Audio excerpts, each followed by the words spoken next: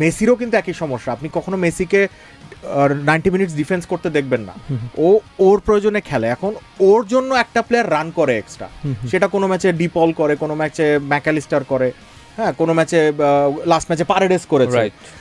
ব্রাজিলের কিন্তু এই প্লেয়ারটা নাই, কারণ ব্রাজিলের মিডফিল্ডটা নিজেই স্ট্রাগল করেছে। নেইমারের ফিটনেস নিয়ে আপনি বলছিলেন, নেইমার কিন্তু অ্যাবসলিউটলি ফিট ছিল না। স্যান্টোসের হয়েও মাত্র সিজনে 4টা না 5টা ম্যাচ খেলছে, এবং সেটা প্রায় দীর্ঘদিন গ্যাপে। লাস্ট ওয়ার্ল্ড কাপে যদি দেখেন এগেনস্ট ক্রোয়েশিয়ার ম্যাচে, সেই তো আসলে খেলা গেম চেঞ্জার ছিল, রাইট? আনফরচুনেটলি তারা পেনাল্টি শুট আউটে হেরে গিয়েছে, বাট তার ওই যে গোলটা, যে কম্বিনেশন গোলটা করেছিল, এটা তো নেইমার বাদে অন্য কেউ করতে পারে না। নেইমারকে যে এই বিশ্বকাপে ও মোটামুটি ফিট হয়ে যাওয়ার পর 1-2টা ম্যাচের পরে তো ফিট ছিল, তো ফিট হওয়ার পরে ওকে যে কোচ আসলে খেলাইলো না ম্যাচগুলো, এবং লাস্ট মোমেন্টে 10 মিনিটের জন্য নামায় এলো, কিন্তু আসলে শেষ পর্যন্ত সব হারায় যাওয়ার পরে আর কি আলটিমেটলি।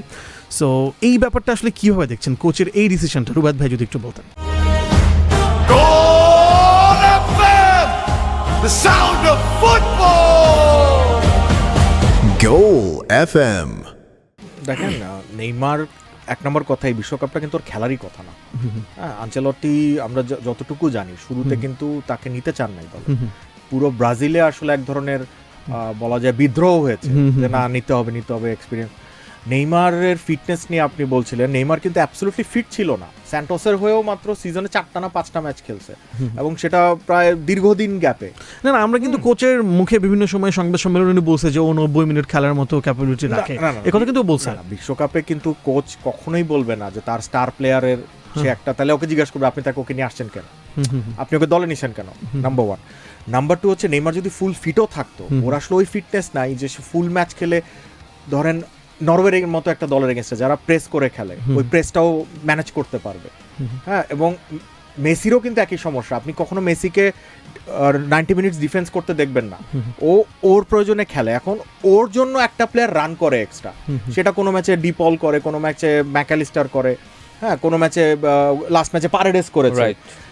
ব্রাজিলের কিন্তু এই প্লেয়ারটা নাই, কারণ ব্রাজিলের মিডফিল্ডটা নিজেই স্ট্রাগল করেছে। পাকেটা, মাগালেশ এবং ক্যাসেমিরোর মিডফিল্ডের নিজেদেরই মানে ফর্ম ভালো ছিল না। সেই ক্ষেত্রে নেইমারকে যদি নামাতো, ধরেন আপনি সেকেন্ড হাফ 45 মিনিটস পুরোটা খেলছে, ওই 45 মিনিটস নেইমারের জন্য এক্সট্রা কারো ডিফেন্সিভ ওয়ার্ক করতে হতো। এই সাপোর্টটা ব্রাজিলের ছিল না।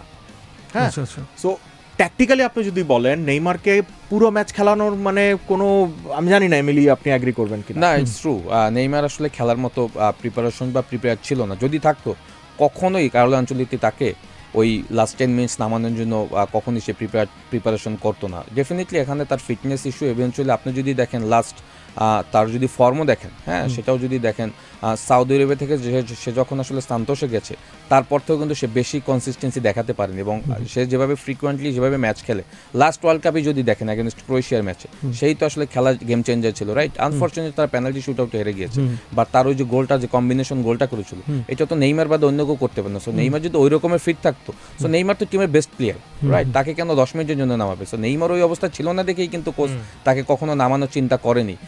আদারওয়াইজ 10 মিনিট সময় কেন নেইমারকে নামাবে? হ্যাঁ, গেম টাইমটি ডেফিনেটলি 45 মিনিটস সে স্টার্টই করতো। হ্যাঁ, নেইমার যদি ফুল ফিট থাকতো, নেইমার স্টার্ট করবে, বিকজ নেইমারের মতো প্লেয়ার ওই পজিশনে দরকার। আমরা জানি যে ব্রাজিলের তো আসলে প্রবলেমটা দেখা দিয়েছে ওখানে 4-2-3-1 ফরমেশনে তারা যে দুজন পিভট মিডফিল্ডার খেলেছে, ক্যাসিমির এবং গেমিরেস, তাদের সামনে কে খেলবে? নেইমার খেলবে, রাইট? সো সেখানে পেকোটা খেলছে, বিকজ নেইমার তো এই অবস্থা নাই। আদারওয়াইজ নেইমারকে আপনি যেটা বলছেন যে কোচ বলছে, এটা কোচ তো ডেফিনেটলি বলবে। আদারওয়াইজ তো কোচকে মানে প্রশ্ন করবে যে আপনি ওকে নিছেন কেন, আনছেন কেন? হ্যাঁ, আপনি ওখানে পেড্রো নেটোকে বাদ দিয়ে আসছেন। হ্যাঁ, টিমের অটোমেটিক চয়েস একজন প্লেয়ার, এবং সেটা কিন্তু ওই ম্যাচে একটা বিশাল ইম্প্যাক্ট করেছে। পেড্রো নেটো যদি ওই ম্যাচে থাকতো, হ্যাঁ, সো আপনি জানেন ওখানে কিন্তু একটা অপশন তৈরি হয়ে যেত তার খেলার। সো এইগুলি আসলে আমার কাছে মনে হয় কোশ্চেন। তার মানে কি, মানে নেইমারকে জাতীয় দল এক প্রকারের মিডিয়া এবং সেই সাথে মানুষের অটো চয়েস হিসাবে তাকে আসলে বাধ্য হয়েছে না? অবশ্যই। দেখেন, আমি আপনাকে আমাদের উদাহরণ দিয়ে বলি, বাংলাদেশ ক্রিকেটে মাশরাফি মুর্তজার মতো কিংবদন্তি প্লেয়ার খুব কম এসেছেন। তিনি তার শেষ ক্যারিয়ারের 1-2 বছর যখন খেলেছেন, সবসময় কি ফুল ফিট ছিলেন না। কিন্তু মাশরাফিকে বাদ দেওয়ার কথা বিসিবি চিন্তা করতে পারে, just because media and the support he had. হ্যাঁ, মাশরাফি এত বড় ক্যারেক্টার হয়ে গেছে। নেইমার ব্রাজিলের জন্য ঠিক অতটাই বড়, হ্যাঁ, যে ওকে ছাড়া একটা ওয়ার্ল্ড কাপ খেলবে। কিন্তু মানে আমি জানি না এমিলি ভাই আপনি এগ্রি করেন কিনা, এখন নেইমারের পক্ষ থেকে আসলে একটা ডিসিশন আসা উচিত ছিল না তা তো অবশ্যই। হ্যাঁ। আপনি দেখেন নেইমার যেদিন আসলে ব্রাজিল স্কোয়াডটা ডিক্লেয়ার দেয়, সবাই পৃথিবীর আমার মনে হয় যে অর্ধেক মানুষ আসলে ওই স্কোয়াডটা যেদিন ডিক্লেয়ার দিবে সবাই তাকিয়ে ছিল মানে নেইমার স্কোয়াডে থাকবে কিনা। একটা সংবাদ সম্মেলনে Right. এত কভারেজ হয় মনে হয় পৃথিবীতে হ্যাঁ, কখনো কত হয়নি। সাংবাদিক, পৃথিবীর সব থেকে বেশি সাংবাদিক ওই প্রেস কনফারেন্সটা কভার করছে, right? So due to Neymar, আর কিন্তু কোনো রিজন নেই। রিজন না এক্স্যাক্টলি। হ্যাঁ, সো সেখানে তো নেইমারকে আমার মনে হয় যে এই সব কারণ ইভেন্চুয়ালি এখানে অনেক বিজনেস পারপাস রয়েছে। This world cup should be business purpose. Okay, অনেক বিজনেস পারপাসে কিন্তু আপনি দেখবেন মেসি, রোনালদো, নেইমার এদেরকে কিন্তু আলাদাভাবে কিন্তু Treat করা হয়। ট্রিট করা হয়। সো সেইখান থেকেও আমি বলবো যে এইটা একটা বিজনেসের অংশও হতে পারে। হ্যাঁ, বিকজ নেইমারকে না রাখলে কিন্তু ব্রাজিলের যে এই ভাইয়া যেটা বলছে $5,000 দিয়ে $7,000 দিয়ে একটা ম্যাচ খেলা দেখবে একজন দর্শক, ডেফিনেটলি নেইমার ছিল দেখি ব্রাজিল ম্যাচের টিকিট আমার কাছে মানে বেশি দামে সেল হয়েছে বা ডিমান্ড বেশি ছিল। ডিমান্ড বেশি ছিল। সো এইগুলি তো অনেক কিছু এখানে ভ্যালু করে। সো ওই জায়গা থেকে আমি বলবো যে ওই এখন হয় কি ম্যাচ হারলে আপনি অনেক রকমের কোশ্চেন আপনার সামনে আসবে না, এগুলি ফেস করার জন্য তো কার্লো আনচেলত্তি আছে। এই অলরেডি আমার কাছে মনে হয় প্রেস কনফারেন্স সব ক্লিয়ারিফাই করেছে। তো সেই জায়গা থেকে আমার মনে হয় যে ব্রাজিল যে স্ট্রেংথের দল নিয়ে আসছে তারা এইটুকু পর্যন্তই আমার কাছে মনে হয় যে Exactly. কোয়াইট এনাফ ছিল। এবং আরেকটা জিনিস দেখেন যে Right. আনচেলত্তির উপরে কিন্তু এখনো ব্রাজিলিয়ান ফেডারেশন মানে বাংলাদেশি দর্শকরা অনেক ক্ষুব্ধ। ব্রাজিলিয়ানরা কিন্তু ক্ষুব্ধ না ওকে এক্স্যাক্টলি। রাখা হয়েছে 2030 পর্যন্ত চুক্তি Exactly. করে। সো আনচেলত্তি আমার ধারণা, এবং আমরা আনচেলত্তিকে যেরকমটা চিনি, উনি লং টার্ম প্ল্যান করেন। উনি কিন্তু এক সিজনের জন্য কোচ না, উনি ইতিহাসের অন্যতম সেরা কোচ। তো তিনি 2030-এর প্ল্যান করেই তিনি এই বিশ্বকাপটা খেলতে এসেছেন। এবং আসলে এমিলি ভাই যেটা বলে যে ওর হাতে তো প্লেয়ার ছিল না ব্রাজিলের। আমি যতদিন ধরে ব্রাজিলের খেলা দেখি, আমি 94 থেকে ব্রাজিলের টিমটা দেখছি। আমার তখন অনেক ছোট আমি, বাট মনে নাই, বাট 98 পুরো মনে আছে, আমি তখন টিনেজ। এত দুর্বল ব্রাজিল দল আমি কখনো দেখি কখনোই দেখিনি, right. আমি আসলেই কখনো দেখি নাই এত দুর্বল ব্রাজিল দল। হ্যাঁ, যেখানে আপনার ভিনিসিয়াস ছাড়া, এবং রাফিনিয়া একটা আনফরচুনেট যে ও ইনজুরি কারণে খেলতে পারে, কিন্তু ভিনিসিয়াস ছাড়া আর কোনো ম্যাচ উইনার নাই। আপনি মানে এটা অবিশ্বাস্য। এক্স্যাক্টলি, এই যে মেথুস কুনিয়া বলেন, তারপরে রায়ান বলেন, এদের দিয়ে ওয়ার্ল্ড কাপ চ্যাম্পিয়ন হওয়ার মতো স্কোয়াড এটা না। এই কারণে বললাম, আপনি যদি 2002-এর স্কোয়াডটা দেখেন, হ্যাঁ, ফারাক ডিফারেন্স, ওইখানে কে ছিল না।